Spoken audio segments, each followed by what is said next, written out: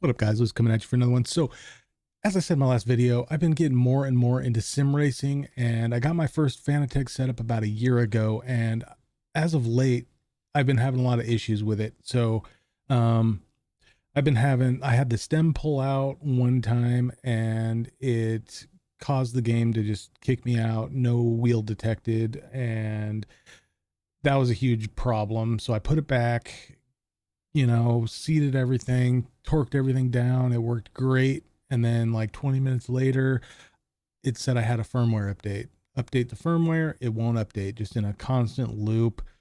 Reset everything, it works fine for 20, 30 minutes.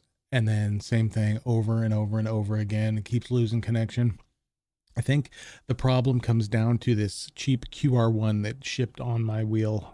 So today, I think I found the solution. I think all the research I've done, it points to this being the problem. So we're going to upgrade to the QR2.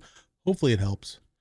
Because this is getting super annoying. So let's dive in. We'll install and see if it works. All right, guys. So what we got here, we got the P1 V2.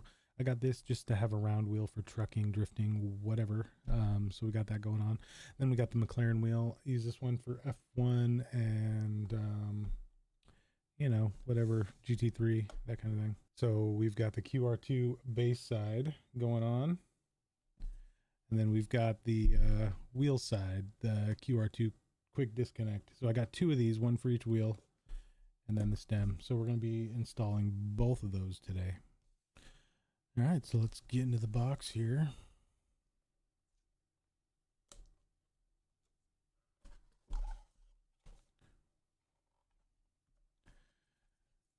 Instruction manual, piece of cardboard. Instruction manual looks pretty straightforward to me.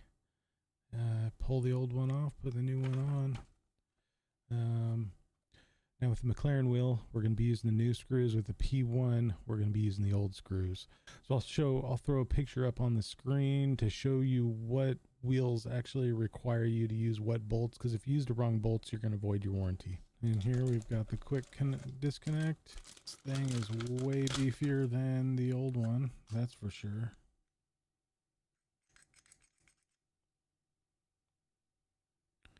Super nice. QR code to help with installation if you need it. There's also a QR code in the manual. And in here, looks like we got some tools. We got some different rings and some screws. And that is all that's in the box.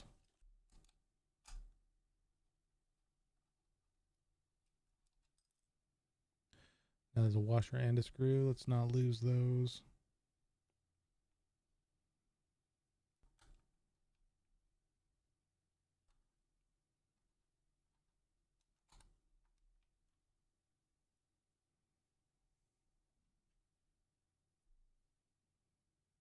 There we have it, all screws removed. Just pull that off. Be careful not to damage the pins.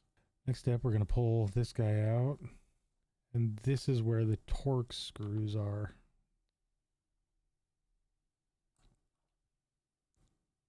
Old screws. Now we won't be using the old screws for this wheel. We will use the old screws for the other wheel.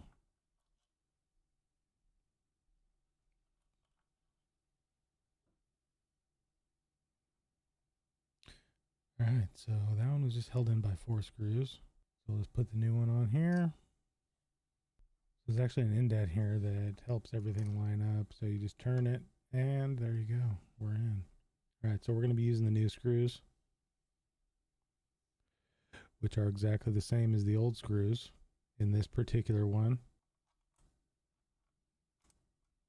So these are all torques, and the directions actually say 1 Newton meter. So we're just going to go in a star pattern. We're going to tighten them up as even as we can. Now 1 Newton meter is not a lot, so we're going to go kind of easy on this. So we're just going to get them all snugged. All right. Now we're going to start on this one. We're just going to give it one, and we'll go opposite side, give it 1 grunt. Down here, 1 grunt. And then the last one, 1 grunt. Now it's hard to tighten it with this little wrench, so that's probably why. That's probably by design. All right, so we got that done. All right, this guy. Now on the McLaren wheel, this notch goes to the bottom. It'll only fit on there one way.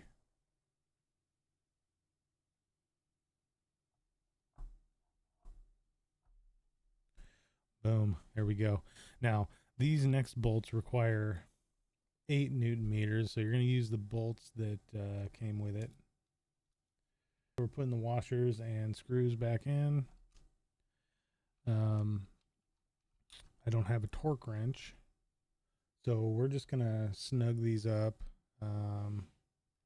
maybe 2 grunt tight. Now this is where the ball head comes in really handy. Same as we did before, we're just going to go in a star pattern.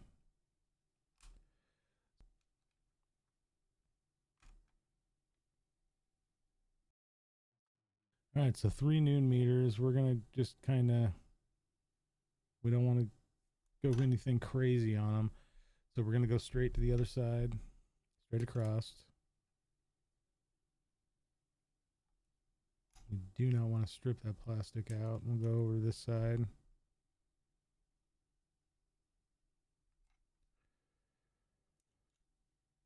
We do not want to strip that insert out of the plastic.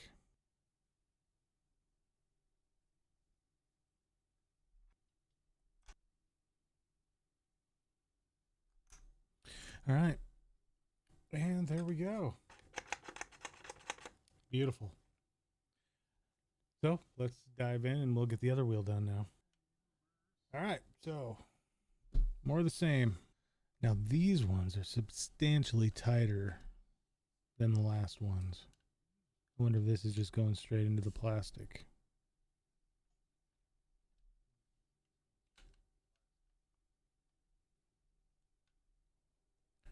These are way tighter.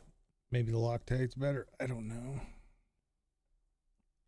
Man, these ones are super tight compared to the last ones. We're going to get her, though. We're going to get her. 4 to go. 3 to go. 4 to go. All right, so these ones are shorter. So we need to note that. Outside is shorter. Wow, these ones are crazy tight.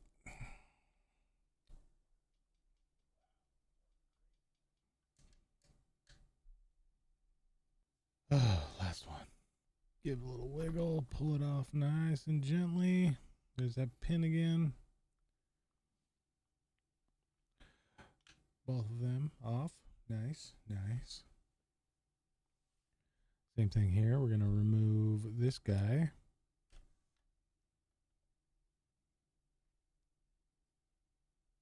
Oh, man. Okay, maybe not. We're going to cheat a little bit. I got a big ass wrench. This has flats on it. So we're just going to see if we can get her started.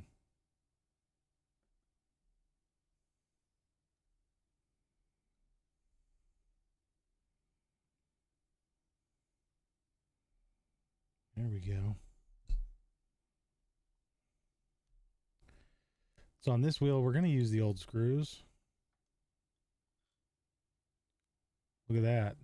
These ones are literally wood screws. Plastic screws. So they're threaded into nothing, apparently. No wonder it's so tight.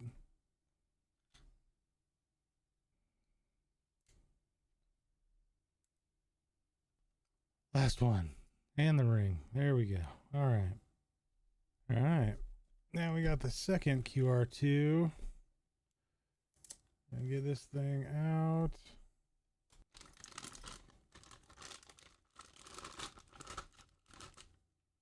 Now this one does not have any way to line it up other than looking at it. Old screws, find the hole. Now, I upgraded my wrench here. I grabbed one of my wheeler wrenches to one of my wheeler drivers to help with this because these are so tight. We're just going to get them started. Just get them started. And these go in super tight, threading right into the plastic. So we got to be extra careful with these. We don't want to over tighten these for sure. That would be catastrophic. Now this is the cheapest wheel the FANATEC makes, but I still don't want to mess it up. It's gonna go until they bottom out. That's right there. That one's good. That one's good. You just want to bottom them out. And then maybe an eighth of a turn. Cool. That's that. Now, this bad boy just slides on. Like so. I believe this only goes on one way as well. I think I just got lucky. The first one. Yep. So this, they only go on one way, so it's impossible to mess them up. That sits there. Now, if you remember, the two shorter screws went here. These are 3 Newton meters torque spec. So that's about 1 grunt. 1 grunt. All right. These ones are going to go in just as tight as they came out. Yeah, it's pretty tight. Like a tiger. Ooh. Metal shavings off the wrench. Guess we're doing this half a turn at a time. Correction, quarter turn. There we have it. Finally. Oh my God. Beautiful. I love it. Next on the agenda, FANATEC Bayside QR2. All right. So, little instructions. This is super simple to do, guys. This is the one that's 8 Newton meters. Basically line it up, tighten it down, and we're good to go. Cool. So, let's see what's in here. We've got the QR2 stem. This is the CSL DD, so it is USB Type-C. There you go. All right. Cool. We get a new Allen key. I believe this is a 5 millimeter Allen key. And then the new collar. Yeah, it's a 5. I actually have that one. All right. So, all right, I'm going to reset. Let's hop over to the rig and we'll get this installed now. All right, guys, so here we are over on the rig. As you can see, this is the QR1 with the old collar, and you got to put your electrical tape on there to take out the play because this thing is such garbage. So we're going to get into it. This is a 5 millimeter. We're going to start by pulling this off. I've had this thing slide out before. I've had to reseat this thing numerous times. And the only way to get the firmware loop to go away temporarily is to actually reseat this thing, unplug the power, turn it off, and it's a huge pain. So there's the old one, just a piece of junk, as you can tell. I'm kind of over it. I'm glad I'm getting the new version. So with that said, here's the new one. We're going to pull this little cap off. Now, this should only go in one way. So these grooves on the side here are going to line up with these 2 grooves. There's keyways. Now this is a lot tighter going in than the old one. Just going to slide that. Oh, wait, no. Hold up. Wait a minute. So first, we're going to loosen our collar. It's got 2 screws opposite directions, so this gives equal clamping pressure on each side of it, which should help out tremendously. Kind of see the difference here. Old versus new. I'm going to just set that on there for now. This bad boy just slides right in. It can only go in. So you got the FANATEC logo up. These two grooves slide into those two grooves, and it should just seat in like so. So now it's seated, okay? So we're just gonna snug this up a little bit so it's even on both sides.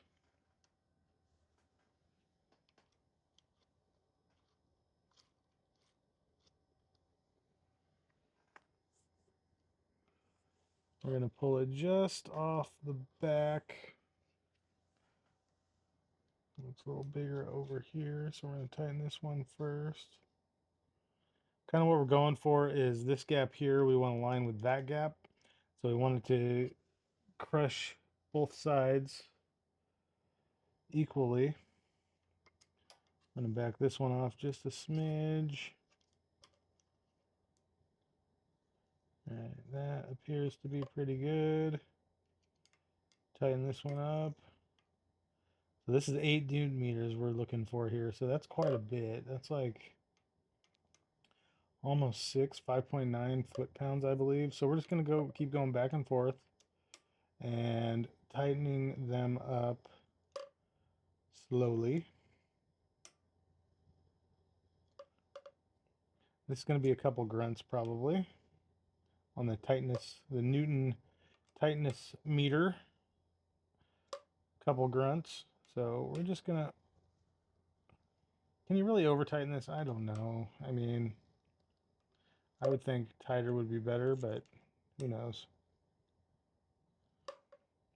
I do have an inch-pounds torque wrench, but I don't know that that would work.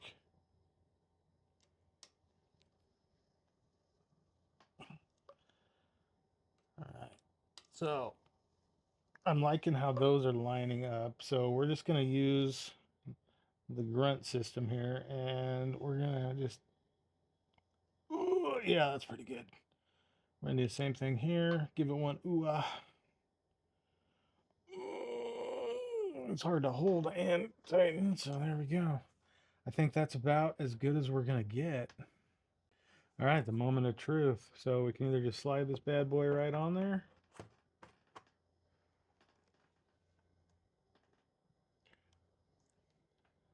She's in, or all right.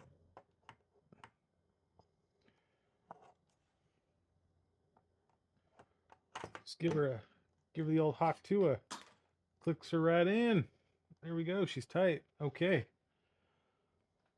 All right, so that was actually pretty easy, guys. So now what we're going to do, I'm sure the light's all blown out right now, but now what we're going to do is we're going to head over, we're going to hook this thing up to the computer. We're going to do some laps at max. I'm going to crank the max torque up on, this one goes to 8. We're going to crank it to 8. We're going to hop in some F1 and see if it still does it. If it does, I will probably throw this thing out my window and just switch to all Moses stuff. That might happen anyway. Stay tuned for that. Anyway, let's go check it out. All right, here we are in FANALabs. I can see we got the CSL DD, the McLaren wheel hooked up, and the Elite V2 pedals. So we're going to go into tuning here. We're going to go to my F1, which is this one here, force feedback. We're going to crank this all the way to the top. Okay, so there's that. So that's 100% now, which I was never able to run. I ran it at 60%, was still getting the errors. I drop it down to like 20% and it would work. So, you know, there's FANALabs. So I guess we can, I'm fairly new to FANALabs. I just recently downloaded it. So I guess we can launch the game. We're going to hop into F124 here. I will say with the combination of this new rig that I'm on and this quick connect, it feels really solid. Really solid. I'm very impressed with this rig. Time trials. F124, baby. We'll drive the Red Bull car because why not? And we'll, sure. All right, let's do this. So far, so good. It's feeling good. Been a little bit since I played. I haven't been able to play, so.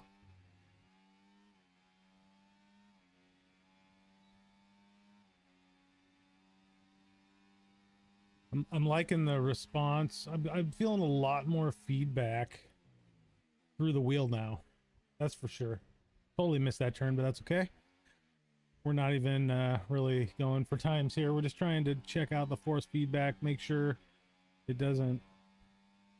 It feels so much better. It actually really does. This QR2 made a huge difference already. This is just my first lap using it, and I can already tell a huge difference in the force feedback. So far, guys, it's actually feeling really crisp. We'll see how long we can go. So usually, like, if I got in a big wreck or something and it really tested the force feedback, even at lower force feedback, it would instantly kick me out and make me have to disconnect everything. And it was huge pain, because I'd be in the middle of the race with the buddies and we get very competitive. And I'd be doing awesome, and then all of a sudden my wheel would disconnect and I'd go into this never-ending firmware update. And that's especially rough when you're trying to stream and you basically just have to shut down your whole stream. Super annoying. So kind of crazy. I think with that said, I think I am going to start streaming more on YouTube. So if you guys want to catch me live, let me know in the comments. It's just kind of harder to go live on YouTube, just because you have to set it up every time. You need thumbnails, you need all that stuff.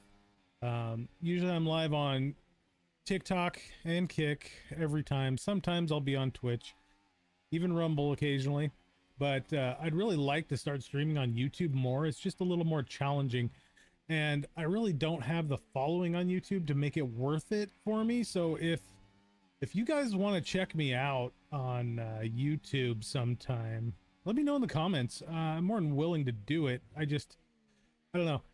I feel like I'm always streaming to nobody on YouTube. So, you know, I mean, if you stream, you know how it is.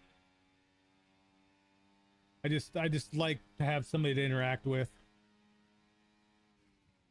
But that's it, guys. I'm always live on TikTok and Kick, and those two sites you get text-to-speech. I haven't quite figured out how to do that yet on YouTube. But it definitely comes in handy when I'm driving to have text-to-speech and I don't have to read.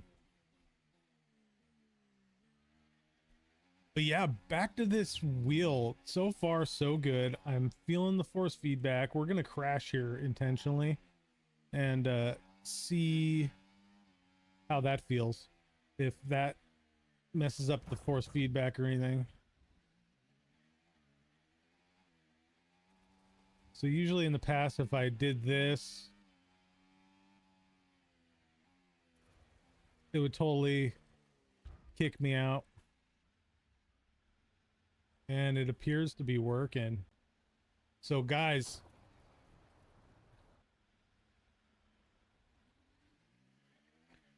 it appears to be working. I'm kind of digging it now. I mean, I don't like how it does that. I wish I could get rid of that. That insane wobble. If anyone knows how to get rid of that, let me know. Because, like, I'm literally not even going that fast. Like, how do you get rid of the... How do you keep the wheel from doing that? What setting do I need to adjust to keep it from doing this?